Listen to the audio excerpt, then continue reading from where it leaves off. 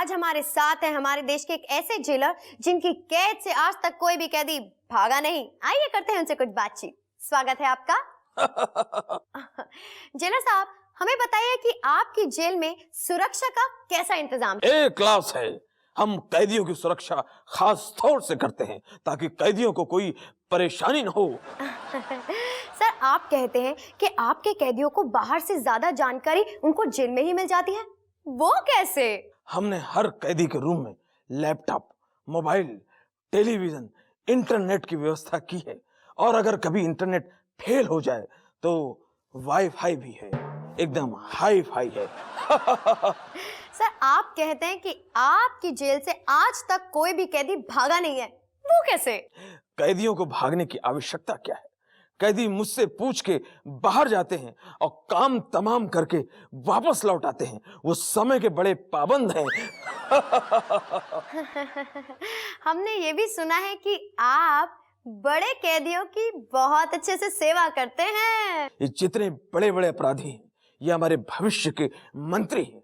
आज दुनिया जानती है जितने मंत्री हमारे देश में हैं, इसमें से बहुत सारे पहले घोर अपराधी थे। अगर मैंने उनकी उस जमाने में सेवा ना की होती तो आज मैं मेवा कैसे खाता? मैं तो बर्बाद हो जाता। बम बम भोले। मिलॉर्ड, आज हमारी अदालत में पेश है एक ऐसे शख्स जो जिससे चाहे जुर्म कबूल करवा सकते हैं। ओ सुन बे चौधरी, तू गलत बात करने लग रहा है यार। देखिए, आप शांत रहिए। और इनका नाम है कठोर सिंह। हाँ तो कठोर सिंह जी, आप पर पहला आरोप यह है कि आप शराब पीकर थाने में आते हैं, पुलिस स्टेशन में आते हैं। क्यों?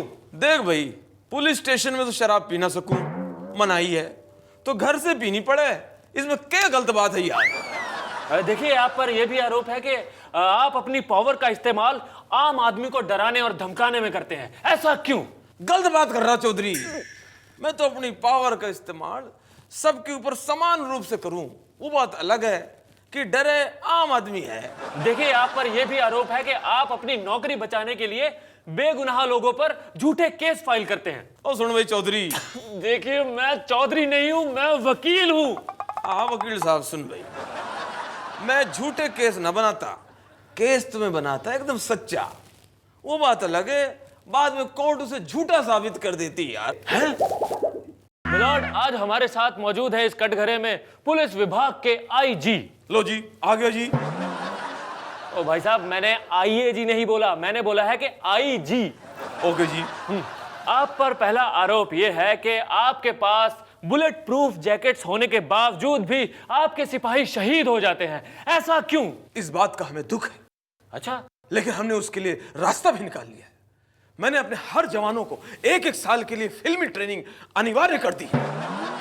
उससे क्या होगा? उससे हमारे जवान सीख जाएंगे कि छाती में 10-10 गोली खाने के बाद भी कैसे जिंदा रहा जाता है। देखिए, आप पर यह भी आरोप है कि आपने अपने जवानों को बंदूकों के बजाय लाठियां थमा दी हैं उनके हाथों में। ऐसा क्यों किया आपने? मैं लाठी क्यों ना थमाऊं? क्यों थमाएंगे? मैंने इसलिए थमाया क्योंकि गांधी जी ने इसी लाठी को दिखाकर अंग्रेजों को भारत से खदेड़ा था। बस यही सोचकर मैंने अपने सभी सिपाहियों को एक एक लाठी दे दी। क्या गलत किया मैंने? देखिए, आप पर यह भी आरोप है कि आपने अपने जूनियर को सिर्फ लाठी चार्ज कहने पर सस्पेंड कर दिया। ऐसा क्यों किया आपने? यह गलत इल्जाम है मिलॉर्ड, गलत इल्जाम है। वो बेवकूफ पढ़ा लिखा होकर अनपढ़ों जैसी बातें कर रहा था। भीड़ के सामने मेरे पास आया, मेरे कान में बोलता है, सर लाठी चार्ज, सर लाठी चार्ज। मैंने गुस्से में उसका गिरेबान पकड़ा, उसको खींचा। मैंने कहा, मैंने गाड़ियों की बैटरी चार्ज सुना है, मैंने मोबाइल की बैटरी चार्ज सुना है, लाठी कब से चार्ज होने लगी? बोल, लाठी कब से चार्ज होने लगी? बस इसी बात पर शर्मिंदा हो गया और खुद नौकरी छोड़ कर गया। फिर नमस्कार देवी और सज्जनों, आइए एक बार फिर से खेलते हैं एबीसी, यानी कि अब बकवास चालू। आज हॉट सीट पे जो आने वाले हैं ये मॉडल कम एक्टर है। बेगे पार्डन, मॉडल कम है और एक्टर बहुत कम है। Please welcome Arjun Rampal. Hi, कब आए? right now. आइए बैठे। आपके लिए पहला सवाल ये रहा, बॉलीवुड में हीरो बनने के लिए किस चीज की सबसे ज्यादा आवश्यकता होती है? ऑप्शंस आर: ए अच्छी एक्टिंग, बी अच्छी डांसिंग, सी अच्छे एक्सप्रेशंस, या D none of the above? I think none of the above, क्योंकि ना ही मैं अच्छी एक्टिंग करता हूँ, ना ही मैं अच्छी डांसिंग करता हूँ, ना ही मैं अच्छे एक्सप्रेशंस देता हूँ, फिर भी मैं बॉलीवुड का हीरो हूँ। बहुत खूब अर्जुन।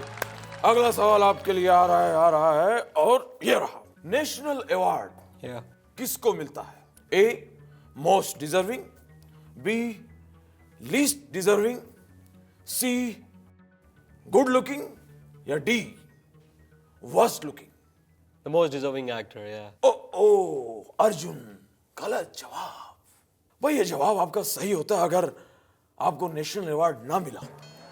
इसका सही जवाब है द लीस्ट डिजर्विंग। रियली? इसलिए अब आप जा सकते हैं।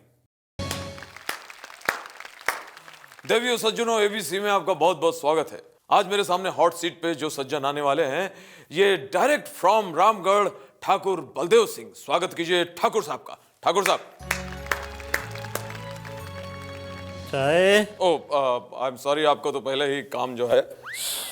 Sorry, please be seated. पहला सवाल कंप्यूटर स्क्रीन पर ये रहा। उपेन पटेल के हिंदुस्तान में कितने फैंस हैं? ए 10,000, बी 15,000, सी 500, डी सिर्फ 5?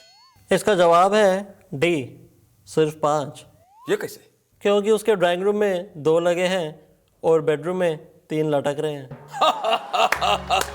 ठाकुर साहब सही जवाब, मुबारक हो। चाय? सॉरी। एनीवेज, अगला सवाल आपके कंप्यूटर स्क्रीन पर आ रहा है और ये रहा। इन चारों हीरोइनों में से सबसे हॉट कौन सी है? ए लारा दत्ता, बी विपाशा बसु, सी मल्लिका शेरावत या फिर डी प्रियंका चोपड़ा? जय, इनमें से कोई भी ऑप्शन नहीं है। मतलब? सही जवाब है ई रामलाल। अरे ठाकुर साहब क्या कह रहे हैं आप? देखिए आप शक्ल से ऐसे नहीं लगते। अरे जय, क्या है ना कि मेरा पूरा काम करते करते रामलाल और रामलाल का दिमाग पूरी तरह से हॉट हो जाता है। अरे सवाल ये कंट्रोल कीजिए। अगला सवाल ये रहा। गब्बर सिंह पूछते हैं कि कितने आदमी थे? ऑप्शंस हैं ए 2, बी 3, सी 4 या फिर डी 6? जय, इसका जवाब है डी 6। गलत जवाब। नहीं जय, इसका जवाब डी है, यानी 6। ये कैसे? क्योंकि मुझे अभी तक याद है, एक बार गब्बर ने कहा था कि ठाकुर ने छक्कों की फौज बनाई है। सही जवाब ठाकुर साहब, मुबारक हो। जय। ओ मुझे याद है, गब्बर ने आपके पहले ही। जय, मेरे को नहीं खेलना तुम्हारा एबीसी। अरे मैं जा रहा हूँ। ठाकुर साहब देखिए। रामलाल। अरे मैं डार्लिंग रामलाल। अरे ठाकुर साहब। दोस्तों, आज हमारे साथ हैं हमारे देश के famous cricketer mister Freeson ji. आइए करते हैं उनसे कुछ बातचीत। Welcome to our show sir. Sir, पिछली बार विकेट लेने के बाद आपने 5 मिनट तक ग्राउंड में डांस किया, इसकी कोई खास वजह? एक तो मुझे विकेट लेने की खुशी थी, और आपको तो पता है कि ऐसी खुशी मुझे साल में 1-2 बार ही मिलती है। और दूसरा, मैं पूरी दुनिया को अपना डांस का टैलेंट दिखा रहा था, ताकि टीवी के किसी भी रियलिटी शो में मैं अपना करियर बना सकूं। आपने कहा कि हरभजन ने आपको प्रीति के कारण थप्पड़ मारा, ये बात कुछ समझ नहीं आई। एक्चुअली वो हमारी स्ट्रेटजी थी। मैंने ये नोट किया कि प्रीति सारे प्लेयर को हक कर रही है, गले लगा रही है, सिर्फ मुझे छोड़ के। भज्जी का थप्पड़ खाने के बाद मैं जोर जोर से रोने लगा।